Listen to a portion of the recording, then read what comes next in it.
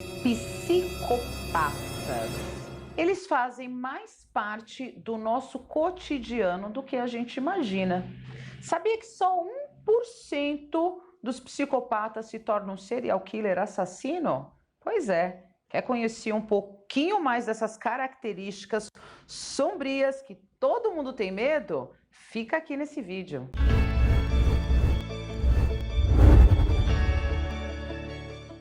Para a gente falar um pouco sobre psicopatia, a gente precisa entender que os distúrbios psiquiátricos, eles são classificados entre distúrbios de ordem genética, ou seja, aqueles que nascem com a pessoa, e tem os distúrbios que são desenvolvidos ao longo da vida.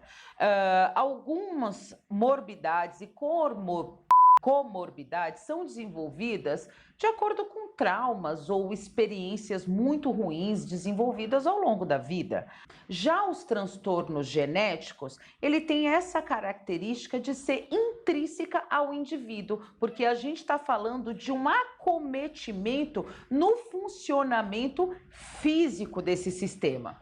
Quando a gente fala em psicopatia, a gente está se referindo justamente a essa classificação de pessoas. Os psicopatas, e isso é um choque para muita gente, ele nasce psicopata. Essa é uma característica genética, selecionada pela genética. E o que torna uma pessoa psicopata? Para a gente entender a psicopatia, primeiro a gente tem que falar dessa unidade do cérebro, onde funciona o sistema límbico. O sistema límbico, ele é o sistema responsável pelas emoções, por você sentir, por você interagir com o mundo. Tem uma pesquisa, inclusive conduzida aqui no Brasil, uma pesquisa com um número de sujeitos, inclusive grande, em que, através da ressonância magnética, hoje em dia a gente tem essa tecnologia, antigamente a gente só conseguia perceber o comportamento diferente, hoje em dia a gente consegue medir quantitativamente isso. Então você imagina que você coloca uma foto de um coelho, de um pôr do sol, o seu cérebro ele vai brilhar em determinadas regiões.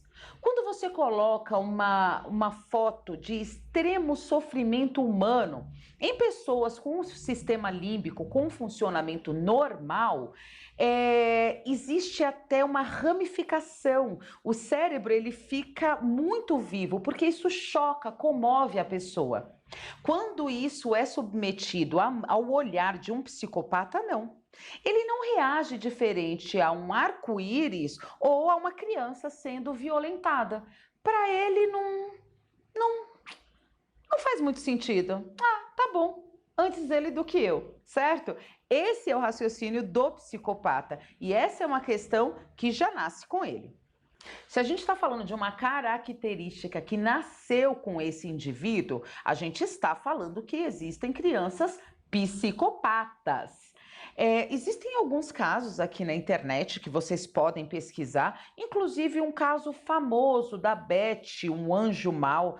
Vou colocar o link aqui na descrição, tá, para vocês. É um caso pavoroso da Beth, certo? Então, assim, nós temos crianças psicopatas. A criança psicopata, ela quer reinar. E para ela reinar, necessariamente ela precisa de um pouco de caos. Então é aquela criança que ela vai colocar o pai contra a mãe, ela envolve a empregada numa intriga, ela coloca a culpa de uma coisa no irmão, então ela está sempre criando o caos. Outra característica conhecida dos psicopatas é que, pelo fato dele não ter muita empatia à dor, desde muito pequeno ele pode inclusive começar a maltratar pequenos animais, dissecar, matar, enfim. Certo psicopata famoso, questionado por que ele fazia aquilo com os animais quando ele era criança, ele falou que queria ver o que tinha por dentro do bichinho e é assim. Psicopatas sabem que são psicopatas. Eles sabem, inclusive, eles consideram isso como uma vantagem adaptativa. É uma vantagem adaptativa, inclusive, no mundo materialista que a gente vive hoje, realmente é. Da maneira que a gente se organiza nas nossas instituições, empresa, governo, certamente que temos muitos psicopatas no poder. treinados para não ter mínima empatia com o que acontece com o outro. Aliás, gente, tem que ter muito estômago, né? A gente tá vendo um monte de psicopata por aí em ação. Na verdade, a gente precisa repensar como é que a gente se organiza para que a gente possa tirar um pouco de poder dessa galera aí que acha que é uma vantagem adaptativa ser o psicopata. Agora a gente pode falar dos psicopatas mais temidos, que são os psicopatas assassinos. Então a gente tem uma série de pessoas que ela tem esse grau de psicopatia. Tem gente que é casada, que namora, que tem um filho psicopata. Não precisa ficar alarmado, porque não é um alto índice da população, ok? Então, como é que esse psicopata se torna um psicopata assassino? Geralmente o psicopata, ele já tem essa questão de sistema límbico, ele não empatiza com o outro, ele tem as emoções com embotamento, assim que a gente fala, né? Ela não floresce, ela é embotada no sentido de botão mesmo, e acredita que isso é uma vantagem, inclusive. Quando ele se torna um assassino, geralmente está associado à história de maus tratos na infância. Então, isso é um gatilho, desencadeador. E tem muitos psicopatas assassinos, serial killers, que eles dão um start do assassinato ou do crime após uma lesão, uma pancada muito forte na cabeça. Isso pode ser o ativador. Como é que a gente pode reconhecer os psicopatas cotidianos? O psicopata cotidiano, né, ele não é um assassino necessariamente, mas ele coisifica as pessoas. As pessoas existem para o seu prazer. O psicopata necessariamente é um megalomaníaco, porque ele acredita que ele é Deus, é uma autoestima maravilhosa, é isso mesmo. E as pessoas são os joguetes para servi-lo, para que ele viva melhor. A partir do momento em que você não atende, não serve aos princípios e propósitos do psicopata, ele vai realmente embora, ele não vai ficar ali porque não faz sentido. Vai lá para a próxima vítima. Algumas pessoas que são vítimas de relacionamento ruins se questionam: nossa, será que meu parceiro ou a minha parceira é psicopata? Gente, o psicopata, ele não tem explosões de emoção. O que a gente vê por aí são relacionamentos passionais demais, com falta de controle emocional. Então, o ciúme excessivo, você me pertence, você é minha, até por evidenciar uma insegurança muito grande. Isso não é padrão de psicopata. É importante a gente saber distinguir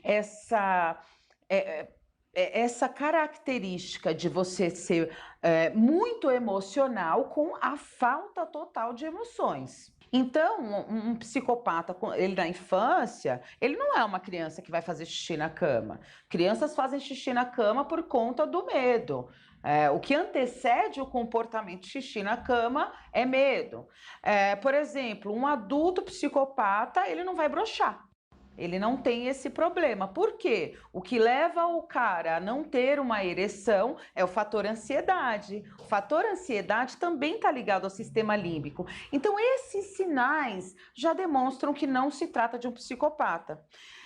Quando a gente fala aí dos psicopatas assassinos, enfim, eles gostam de subjugar o outro. Ele tem o prazer em subjugar o outro, porque naquele momento ele se sente Deus. Lembra que todo psicopata ele é megalomaníaco? Isso não quer dizer que ele esteja emocionado com aquela situação. E também é distinto essa questão. Então, né, muita gente, aqui, especialmente aqui no consultório, quando começa a lidar com algumas pessoas passionais ou algumas pessoas que não são tão bacanas na vida dela, costumam caracterizar e colocar a culpa no transtorno. Aí fica razoavelmente fácil, porque a culpa é de alguém.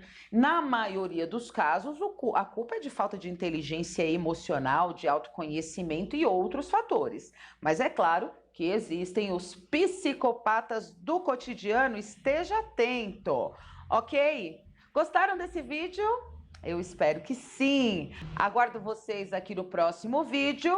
É isso, não esquece de curtir, compartilhar, deixa um beijo, deixa comentário aqui. Tchau, até a próxima.